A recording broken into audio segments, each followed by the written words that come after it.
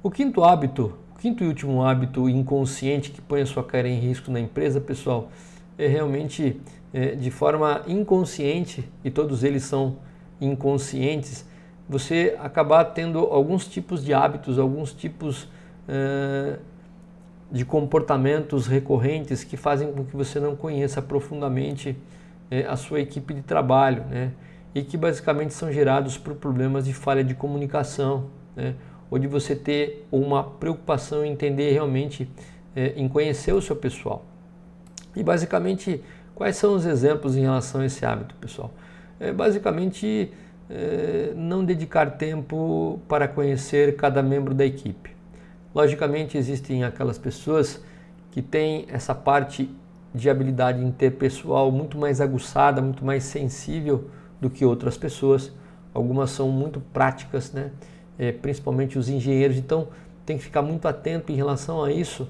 Se você não tem um tempo semanal que você dedique para conversar com as pessoas, para entender realmente as habilidades de cada membro da equipe, né? Para que você possa realmente primeiro entender se alguém está passando por um período emocional com a família que faz com que essa pessoa caia a sua atenção no dia a dia, correndo não só riscos em relação à qualidade, como até mesmo o próprio acidente, mas se você realmente está colocando pessoas em lugares na qual estão alinhadas com as suas habilidades profissionais.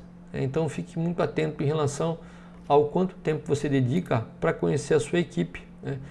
Atente-se em relação a se você está fazendo aí avaliações de desempenho, pelo menos uma a cada 6 meses, uma avaliação simples que você deixe claro o que você espera em relação à parte comportamental e à parte técnica das pessoas e como elas estão indo em relação à sua expectativa, né? Que nota você daria para as habilidades comportamentais que cada um tem, trabalho em equipe, respeito em relação aos seus colegas e quanto elas atingem as suas metas, quanto elas dão sugestões para resolver os seus problemas. Então, se você não faz análise de desempenho pelo menos 2 vezes por ano, você acaba tendo aí um problema em relação a conhecer e desenvolver habilidades dentro da sua equipe. E muito cuidado com o processo de comunicação, pessoal. 95% ou mais dos problemas eles decorrem devido a ruído na comunicação. Uma comunicação que não deixa claro o que você quer falar, né? Por que você quer que as pessoas façam aquilo, como você quer que as pessoas façam, né? Para quem de fato é aquela mensagem, né? Então, assim, muito cuidado com o que você deve falar, como você deve falar, por que você deve falar, dar detalhes, planejar, fazer um script em relação ao seu processo de comunicação, principalmente quando envolve uma comunicação que tenha um grau um pouco maior de complexidade, de responsabilidade, que você espera muito resultado, uma mudança drástica no processo ou uma mudança de comportamento. Tenha muito claro essa mensagem, porque a grande maioria das vezes a gente passa uma coisa e as pessoas entendem outra. Tá?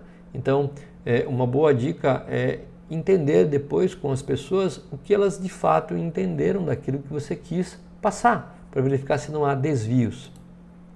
Mais um exemplo aqui em relação a esse quinto hábito inconsciente é a dificuldade em reconhecer ou repreender um colaborador, né? Pessoal, lembra dessa máxima. Elogiar, a gente elogia em equipe, né? Para que as pessoas saibam que a gente está destacando um comportamento positivo daquela pessoa. Mas repreender alguém, chamar a atenção de alguém, a gente faz em separado. Esse é um pequeno hábito que você precisa realmente entender, principalmente se você puder ir um pouco mais a fundo e entender quais são as políticas de recursos humanos para que você possa reconhecer ou repreender alguém. Às vezes isso está escrito, mas se não está escrito, cuidado. Elogie em equipe, em grupo, mas repreenda particularmente, tá? Então esses são detalhes importantes. E por fim aqui, um exemplo do quinto hábito inconsciente é quando você realmente é uma pessoa pouco acessível, né? Tem pouca disponibilidade, ter tempo para dedicar à sua equipe e para dedicar aos seus colegas de trabalho. né? Geralmente isso acontece com muita frequência quando você tem uma área caótica, principalmente quando você tem muitos problemas de qualidade, que faz com que todo o tempo seja dedicado a desenrolar os problemas e que faz com que você foque principalmente na entrega. Então você acaba não só tendo falta de tempo para resolver os seus problemas crônicos de qualidade, por exemplo, e não vai sobrar tempo nenhum para você dedicar às pessoas. E as pessoas percebem isso, né? E muitas vezes vão chegar a esses comentários aonde?